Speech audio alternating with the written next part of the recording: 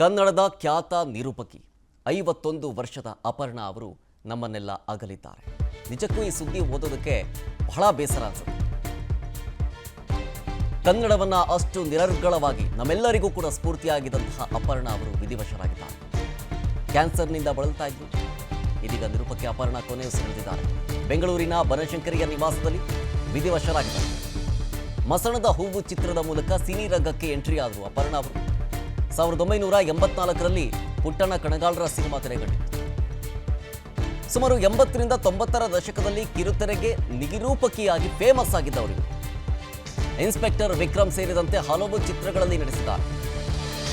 ಅದರಲ್ಲೂ ಚಂದನವಾಹಿನಿ ಅಂತ ಹೇಳಿ ಆ ಲೋಗೋ ಅಥವಾ ಹೆಸರನ್ನ ನೋಡಿದ ತಕ್ಷಣ ನಮ್ಮ ಕಣ್ಣು ಮುಂದೆ ಬರ್ತಾ ಇದ್ದದ್ದು ಅಂತಂದ್ರೆ ಅದು ಅಪರ್ಣಾ ಅವರು. ಅವರ ನಿರರ್ಗಳವಾಗಿ ಸ್ಪಷ್ಟ ಕನ್ನಡ ಉಚ್ಚಾರಣೆ ಜೊತೆಗೆ ನಿರೂಪಣೆ ಮಾಡುವಂತಹ ಶೈಲಿ. ಚಂದನವಾಹಿನಿ ಅಂತ ಮಾತ್ರ ಅಲ್ಲ, ಹಲವು ಸರ್ಕಾರಿ ಕಾರ್ಯಕ್ರಮಗಳಲ್ಲಿ ನಿರೂಪಕಿಯಾಗಿ ಕಾಣಿಸ್ಕೊಳ್ತಾ ಇದ್ರು. ಅವರಿದ್ರೇ ಒಂದು ರೀತಿಯಾಗಿ ಆ ಕಾರ್ಯಕ್ರಮಕ್ಕೆ ಒಂದು ಕಳೆ ಬರ್ತಾ ಇತ್ತು. ಜೊತೆಗೆ ಮಜಾ ಟಾಕೀಸ್ ಯಾರಕ್ಕೆ ತಾನೇ ಗೊತ್ತಿರಲಿಲ್ಲ.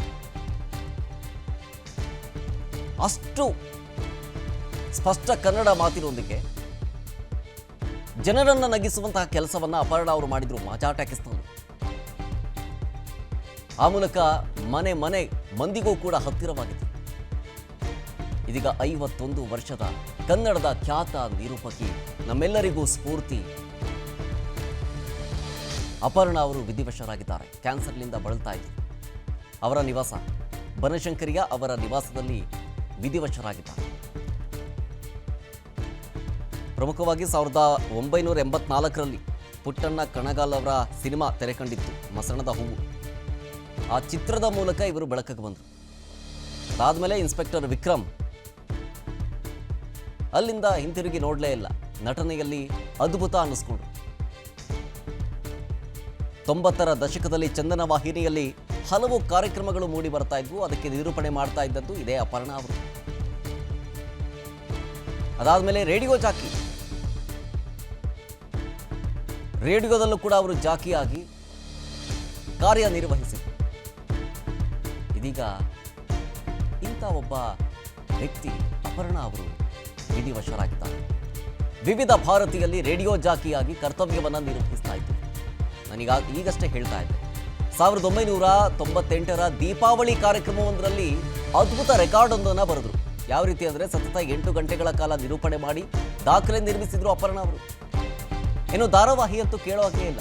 ಮೂಡಲಮನೆ, ಮುಕ್ತ, ಹಲವು ಧಾರಾವಾಹಿಗಳಲ್ಲಿ ನಟಿಸಿ ಸೈ ಅನ್ನಿಸ್ಕೊಂಡ್ರು. 2023ರಲ್ಲಿ ಬಿಗ್ ಬಾಸ್ನ ಮೊದಲ ಸೀಸನ್ನಲ್ಲಿ ಇವರು ಸ್ಪರ್ಧಿಯಾಗಿದ್ರು. ಮಜಾ ಟಾಕೀಸ್ ಕಾಮಿಡಿ ಶೋನಲ್ಲಿ ವರಲಕ್ಷ್ಮಿಯ ಪಾತ್ರವನ್ನು ನಿರ್ವಹಿಸ್ತಾ ಇದ್ರು. ನಮ್ಮ ಮೆಟ್ರೋಗೆ ಧ್ವನಿ ಕೂಡ ಆಗಿದ್ರು ಖ್ಯಾತ ನಿರೂಪಕಿ ಅಪರ್ಣಾ ಅವರು. ಮೆಟ್ರೋದಲ್ಲಿ ದಿನನಿತ್ಯ ಪ್ರಯಾಣಿಸೋರಿಗೆ ಗೊತ್ತಿರುತ್ತೆ, ಮೆಟ್ರೋದಲ್ಲಿ ಬಾಗಿಲುಗಳು ಈಗ ಬಲಕ್ಕೆ ತೆರೆಯಲಿದೆ ಅಂಥೇಳಿ ಬರುತ್ತಲ್ಲ, ಆ ವಾಯ್ಸನ್ನು ಕೊಟ್ಟಿರೋರು ಇದೇ ಅಪರ್ಣಾ ಅವರು. ಆಲ್ಮೋಸ್ಟ್ ಆಲ್ ಎಲ್ರಿಗೂ ಗೊತ್ತಿರುತ್ತೆ.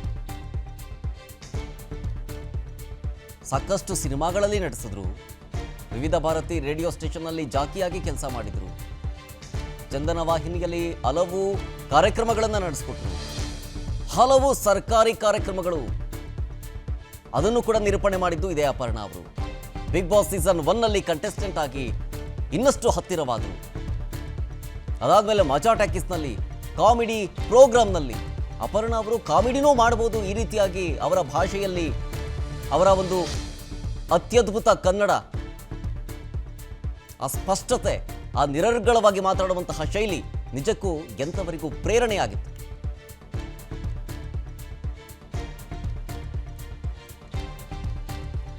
ಡೀಟೇಲ್ಸ್ ಕೊಡ್ತಾರೆ ನಮ್ಮ ಪ್ರತಿನಿಧಿ ಅಶೋಕ್, ನಮ್ಮ ಜೊತೆಗೆ ಫೋನ್ ಸಂಪರ್ಕದಲ್ಲಿ. ಅಶೋಕ್, ನಿಜಕ್ಕೂ ನಮ್ಮೆಲ್ಲರಿಗೂ ಸ್ಫೂರ್ತಿಯಾಗಿದ್ದಂತಹ ಅಪರ್ಣಾ ಅವರು ಇನ್ನಿಲ್ಲ ಅಂತ ಹೇಳಿದ್ರೆ ನಿಜಕ್ಕೂ ಬೇಸರವಾಗುತ್ತೆ. ಅವರ ನಿರರ್ಗಳವಾದಂತಹ ಕನ್ನಡ ಮಾತು, ಆ ಶೈಲಿ, ಆ ನಿರೂಪಣೆಯ ಶೈಲಿ ನಿಜಕ್ಕೂ ನಮ್ಮೆಲ್ಲರಿಗೂ ಪ್ರೇರಣೆಯಾಗಿತ್ತು.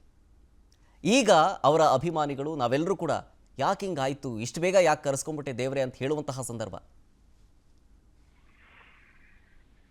ಶರತ್, ಖಂಡಿತವಾಗ್ಲು. ಯಾಕಂತ ಹೇಳಿದ್ರೆ ಅಪರ್ಣ ಅನ್ನುವಂತ ಹೆಸರನ್ನ ಕೇಳಿದಾಗ ನಮ್ಗೆಲ್ಲ ನೆನಪಾಗೋದು ಸ್ಪಷ್ಟವಾಗಿ ಸ್ಫುಟವಾಗಿ ಅರಳು ಊರಿದಂತೆ ಅವರು ಮಾತನಾಡ್ತಾ ಇದ್ದಂತಹ ಕನ್ನಡ ಇದೆಯಲ್ಲ, ಅದು ನಿಜಕ್ಕೂ ಅವತ್ತಿಗೂ ಮತ್ತು ಇವತ್ತಿಗೂ ಎಲ್ಲ ಕಾಲದ ಈ ಮೂರು ದಶಕಗಳಲ್ಲಿ ಎಲ್ಲ ಕಾಲದಲ್ಲಿ ಇರುವಂತಹ ಯುವ ಪೀಳಿಗೆಗೆ ಅವರು ಸ್ಫೂರ್ತಿಯಾಗಿದ್ರು ಮತ್ತು ಕನ್ನಡಿಗರಿಗೆ ಬಹಳ ಇಷ್ಟವಾದಂತಹ ನಿರೂಪಕಿಯಾಗಿದ್ರು. ಅಪರ್ಣ ಯಾವೆಲ್ಲ ಕ್ಷೇತ್ರಗಳಲ್ಲಿ ಅವರು ಕೆಲಸ ಮಾಡಿದ್ರು ಅಂತ ಹೇಳ್ತಾ ಹೋದ್ರೆ ಅದು ದೊಡ್ಡ ಲೀಸ್ಟ್ ಆಗುತ್ತೆ. ಯಾಕಂದ್ರೆ ಅವರು ನಟಿಯಾಗಿ ಚಿತ್ರರಂಗಕ್ಕೆ ಕಾಲಿಟ್ಟರು ಕೂಡ ತದನಂತರ ನಿರೂಪಕಿಯಾಗಿ ಕನ್ನಡ ಕಿರುತೆರೆಯನ್ನ ಅಕ್ಷರಶಃ ಹಾಳಿದವರು ಅಂತಲೇ ಹೇಳ್ಬೋದು. ಆಮೇಲೆ ಅವರು ಅಂಕಣಕಾರ್ತಿಯಾಗಿ ಒಂದು ಕನ್ನಡದ ಜನಪ್ರಿಯ ಕನ್ನಡಪ್ರಭ ಅನ್ನುವಂತಹ ಪತ್ರಿಕೆಯಲ್ಲಿ ಅಂಕಣಕಾರ್ತಿಯಾಗಿ ಕೆಲಸ ಮಾಡ್ತಾರೆ. ಯಾಕಂದ್ರೆ ಅದೇ ಪತ್ರಿಕೆಯಲ್ಲಿ ಅವರ ತಂದೆ ಸಂಪಾದಕರಾಗಿದ್ರು ಆ ಕಾಲದಲ್ಲಿ. ಆಗ ಅಂಕಣಕಾರ್ತಿಯಾಗಿ ಅವರು ತಮ್ಮ ವೃತ್ತಿಯನ್ನು ಆರಂಭಿಸ್ತಾರೆ. 84ರಲ್ಲಿ ಪುಟ್ಟಣ್ಣ ಕಣಗಾಲ್ ಅವರ ನಿರ್ದೇಶನದ ಮಸಣದ ಹೂವು ಸಿನಿಮಾ ಮೂಲಕ ಅಪರ್ಣ ಅವರು ನಟಿಯಾಗಿ ಕನ್ನಡ ಚಿತ್ರರಂಗಕ್ಕೆ ಕಾಲಿಡ್ತಾರೆ. ಅದು ಪುಟ್ಟಣ್ಣ ಕಣಗಾಲ್ ಅವರ ಕಟ್ಟ ಕಡೆಯ ಸಿನಿಮಾ ಆಗಿತ್ತು. ಆ ಸಿನಿಮಾದ ಮೂಲಕ ಅಪರ್ಣ ಆರಂಭಗೆಟ್ರಾಗತ್ತೆ. ತದನಂತರ ನಿರೂಪಕಿಯಾಗಿ ಬಹಳ ದೊಡ್ಡ ಹೆಸರನ್ನ ಮಾಡ್ತಾರೆ. ರೇಡಿಯೋ ಜಾಕಿಯಾಗಿ ಅನೇಕ ಕಾರ್ಯಕ್ರಮಗಳನ್ನ ವಿವಿಧ ಭಾರತಿಯಲ್ಲಿ ಕೊಡ್ತಾರೆ. ಮತ್ತು ನಿರೂಪಕಿಯಾಗಿ ಅವರು ಎಲ್ಲ ವೇದಿಕೆಗಳಲ್ಲಿ ಸರ್ಕಾರಿ ಕಾರ್ಯಕ್ರಮಗಳಿರಬಹುದು, ಖಾಸಗಿ ಕಾರ್ಯಕ್ರಮಗಳಿರ್ಬಹುದು, ಸಿನಿಮಾ ಕಾರ್ಯಕ್ರಮಗಳಿರ್ಬಹುದು, ಟಿವಿ ಶೋಗಳಿರಬಹುದು, ಎಲ್ಲ ವಿಚಾರಗಳಲ್ಲೂ ಕೂಡ ಅಪರ್ಣ ಅವರು ಕಾಣಿಸ್ಕೊಳ್ತಾರೆ ಮತ್ತು ತಮ್ಮದೇ ಆದಂತಹ ಒಂದು ಛಾಪನ್ನ ಒತ್ತುತ್ತಾರೆ. ನಿರೂಪಣೆಗೆ, ಕನ್ನಡದಲ್ಲಿ ನಿರೂಪಣೆಗೆ, ಅದರಲ್ಲೂ ಫಿಮೇಲ್ ಆಂಕರಿಂಗ್ ಅನ್ನುವಂತಹ ಒಂದು ವಿಚಾರ ಬಂದಾಗ ಅಲ್ಲಿ ಬಹಳ ದೊಡ್ಡ ಛಾಪನ್ನ ಒತ್ತಿದವರು ಅಪರ್ಣ ಅವರು. ಕನ್ನಡ ಕಿರುತೆರೆಯಲ್ಲಿ ಮಜಾ ಟಾಕೀಸ್ ಅನ್ನುವಂತಹ ಕಾರ್ಯಕ್ರಮದ ಮೂಲಕ ತಾನೂ ಕೂಡ ನಟಿಯಾಗಿ ಜನರನ್ನು ನಗಿಸಬಹುದು ಅನ್ನೋದನ್ನ ಸಾಬೀತು ಮಾಡಿದ್ರು ಅಪರ್ಣ ಅವರು. ಹಾಗೇನೆ 2013ರಲ್ಲಿ ಮೊದಲ ಬಿಗ್ ಬಾಸ್ ಸೀಸನ್ ನಲ್ಲೂ ಕೂಡ ಅವರು ಕಂಟೆಸ್ಟೆಂಟ್ ಆಗಿ ಕಾಣಿಸ್ಕೊಂಡ್ರು. ಹೀಗೆ ಕನ್ನಡ ಕಲಾತ್ಮಕ ಜಗತ್ತು ಏನಿದೆ, ಸಿನಿಮಾ, ನಿರೂಪಣೆ, ಬಿಗ್ ಬಾಸ್ ಎಲ್ಲವೂ ಕೂಡ ಎಲ್ಲ ರಂಗಗಳನ್ನು ಒಳಗೊಂಡಂತೆ ಅವರು ಬಹಳ ಸಕ್ರಿಯರಾಗಿ ಕೆಲಸ ಮಾಡಿದವರು ಮತ್ತು ತಮ್ಮದೇ ಆದಂತಹ ಒಂದು ಛಾಪನ್ನು ಒತ್ತಿದವರು. ಅವರೀಗ ಕ್ಯಾನ್ಸರ್ನಿಂದ ನಿಧನರಾಗಿದ್ದಾರೆ ಅನ್ನುವಂತಹ ಸುದ್ದಿ ಇದೆಯಲ್ಲ, ಇದು ನಿಜಕ್ಕೂ ಕನ್ನಡ ಕಿರುತೆರೆ ಮತ್ತು ಕನ್ನಡ ಚಿತ್ರರಂಗ ಮತ್ತು ಸಾಂಸ್ಕೃತಿಕ ಲೋಕಕ್ಕೆ ಅವರ ಭಾಷೆ, ಅವರ ಸ್ಪಷ್ಟ ಭಾಷೆ, ಅವರ ಪ್ರೆಸೆಂಟೇಷನ್ ಎಲ್ಲವನ್ನು ನೋಡಿದಾಗ ಒಳಗೊಂಡಂತೆ ಕನ್ನಡ ಕಿರುತೆರೆ, ಸಿನಿಮಾ ರಂಗ ಮತ್ತು ಸಾಂಸ್ಕೃತಿಕ ಲೋಕಕ್ಕೆ ನಿಜಕ್ಕೂ ಬಹಳ ದೊಡ್ಡ ನಷ್ಟ ಅಂತಲೇ ಹೇಳ್ಬೇಕಾಗತ್ತೆ. ಮತ್ತು ಅವರು ಕ್ಯಾನ್ಸರ್ನಿಂದ ಬಳಲ್ತಾ ಇದ್ರು ಅನ್ನುವಂಥದ್ದು ಬಹಳಷ್ಟು ಜನಕ್ಕೆ ಗೊತ್ತಿಲ್ಲ. ಸುಮಾರು 3-4 ತಿಂಗಳಿಂದ ಕೂಡ ಅವರು ಇದಕ್ಕೆ ಚಿಕಿತ್ಸೆಯನ್ನ ಪಡಿತಾ ಇದ್ರು ಅನ್ನುವಂತಹ ಮಾಹಿತಿಯನ್ನ ಆಪ್ತರು ಹೇಳಿದ್ರು. ಸ್ಪೆಷಲಿ ಹಿರಿಯ ನಟಿ ಗಿರಿಜಾ ಲೋಕೇಶ್ ಅವರು ನಿರಂತರವಾಗಿ ಅವ್ರ ಜೊತೆ ಸಂಪರ್ಕದಲ್ಲಿದ್ದವರು. ಅವ್ರನ್ನ 1 ತಿಂಗಳ ಹಿಂದೆ ನಾನು ಮಾತಾಡ್ಸ್ಕೊಂಡು ಬಂದಿದ್ದೆ, ಆರಾಮಾಗಿದ್ರು, ಚಿಕಿತ್ಸೆ ಪಡಿತಾ ಇದ್ರು ಕೂಡ ಬಹಳ ಲವಲವಿಕೆಯಿಂದ ಇದ್ರು ಅನ್ನುವಂತಹ ಮಾಹಿತಿಯನ್ನ ಖುದ್ದು ನನ್ನ ಜೊತೆ ಮಾತನಾಡುವಂತ ಸಂದರ್ಭದಲ್ಲಿ ಗಿರಿಜಾ ಲೋಕೇಶ್ ಅವರು ಹೇಳಿದ್ರು. ಮತ್ತೆ ಇತ್ತೀಚೆಗೆ ಒಂದು ಕಾರ್ಯಕ್ರಮವನ್ನು ಕೂಡ, ಅಂದ್ರೆ ಇಷ್ಟೆಲ್ಲ ಅವ್ರಿಗೆ ಆರೋಗ್ಯ ಸಮಸ್ಯೆ ಇದ್ದಾಗ್ಯೂ ಕೂಡ ಯಾರಿಗೂ ತೋರಿಸ್ಕೊಂಡಿರ್ಲಿಲ್ಲ, ಅವ್ರು ಇತ್ತೀಚೆಗೆ ಒಂದು ಕಾರ್ಯಕ್ರಮವನ್ನು ಕೂಡ ಮಾಡಿದ್ರು ಅನ್ನುವಂತಹ ಮಾಹಿತಿಯನ್ನ ಗಿರಿಜಾ ಲೋಕೇಶ್ ಅವರು ಹೇಳಿದ್ರು. ಸೊ ಬನಶಂಕರಿಯ 2ನೇ ಹಂತದಲ್ಲಿ ಅವರ ನಿವಾಸ ಇದೆ, ಅಲ್ಲಿ ಅವರು ಮನೆಯಲ್ಲೇ ಅಗಲಿದ್ದಾರೆ ಅನ್ನುವಂತಹ ಮಾಹಿತಿ ಸಿಕ್ಕಿರ್ತಕ್ಕಂಥದ್ದು. ಅವರ ತಂದೆ ತಾಯಿ ಇಲ್ಲ. ಸೊ ಅವರು ಮದುವೆ ಆಗಿದ್ರು, ಅವರ ಪತಿ ಇದ್ದಾರೆ, ಮಕ್ಕಳು ಕೂಡ ಅವ್ರಿಗೆ ಇಲ್ಲ. ಇನ್ನೊಬ್ರು ಅಣ್ಣ ಇದ್ದಾರೆ, ಅಣ್ಣ ಮತ್ತು ತಂಗಿ ಇಬ್ಬರೇ ಇದ್ದಿದ್ದು. ಇವರಿಗೆ ಮದುವೆ ಆಗಿತ್ತು. ಅವರ ಅಣ್ಣ ಕೂಡ ಬೆಡ್ ರಿಡನ್ ಇದ್ದಾರೆ, ಅವ್ರಿಗೂ ಕೂಡ ಗಂಭೀರವಾದಂತಹ ಆರೋಗ್ಯ ಸಮಸ್ಯೆ ಇರೋದ್ರಿಂದ ಅವರು ಕೂಡ ಹಾಸಿಗೆ ಹಿಡಿದಿದ್ದಾರೆ. ಸೊ ಈಗ ಅಪರ್ಣ ಅವರ ಅಗಲಿಕೆ ನಿಜಕ್ಕೂ ಕನ್ನಡ ಚಿತ್ರರಂಗ ಮತ್ತು ಕನ್ನಡ ಕಿರುತೆರೆ ಲೋಕಕ್ಕೆ ಬಹಳ ದೊಡ್ಡ ಆಘಾತವನ್ನ ಕೊಟ್ಟಿರ್ತಕ್ಕಂಥದ್ದು. ಶರತ್, ಮತ್ತೊಂದು ಕಡೆ ಅಶೋಕ್, ಅಂತಿಮ ವಿಧಿವಿಧಾನಗಳು, ಅಂತಿಮ ದರ್ಶನದ ವ್ಯವಸ್ಥೆ ಯಾವ ರೀತಿ ಸಾಗುತ್ತೆ ಅನ್ನೋದೇನಾದ್ರೂ ಕುಟುಂಬಸ್ಥರು ಏನಾದರೂ ಹೇಳಿದ್ರ ಈ ಸಂದರ್ಭದಲ್ಲಿ?